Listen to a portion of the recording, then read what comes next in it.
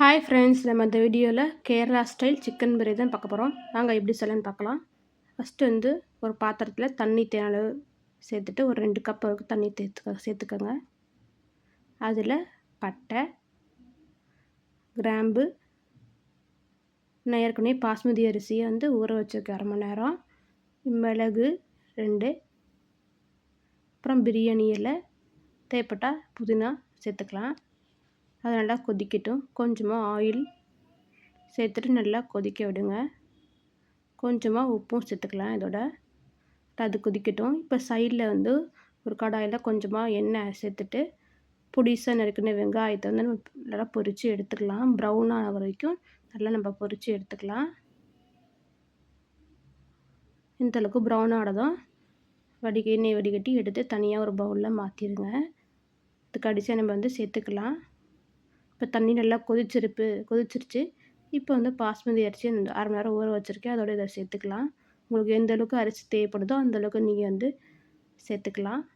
நான் 1.25 கப் அளவுக்கு பாஸ்மதி அரிசி சேர்த்துருக்கேன்.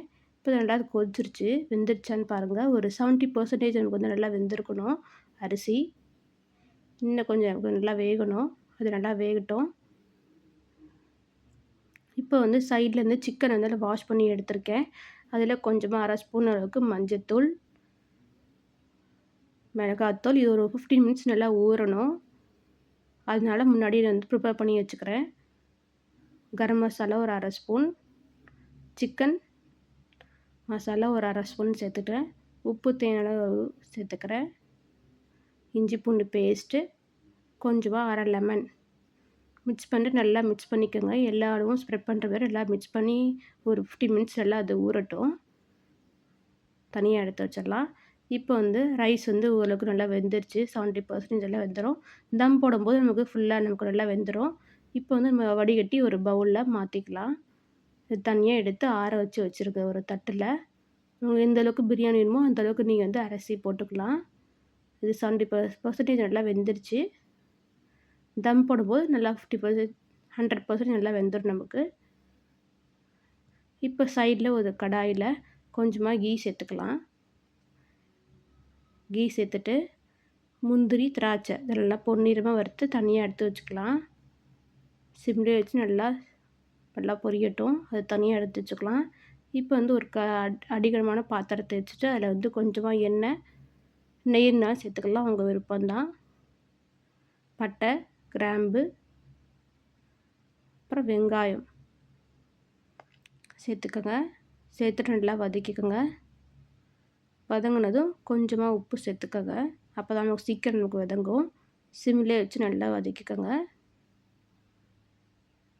அது நல்லா வதங்கட்டும். 2 பச்சை மிளகா, காரத்துக்கு 2 பச்சை மிளகா சேர்த்துருக்கேன். அதையும் நல்லா வதக்கிக்கோங்க. இப்போ இஞ்சி பூண்டு பேஸ்ட் 1 ஸ்பூன் அளவுக்கு சேர்த்துட்டு அதையும் நல்லா மிக்ஸ் பண்ணி நல்லா பச்சை வாசனை போகிற அளவுக்கு நல்லா வதக்கிக்கலாம்.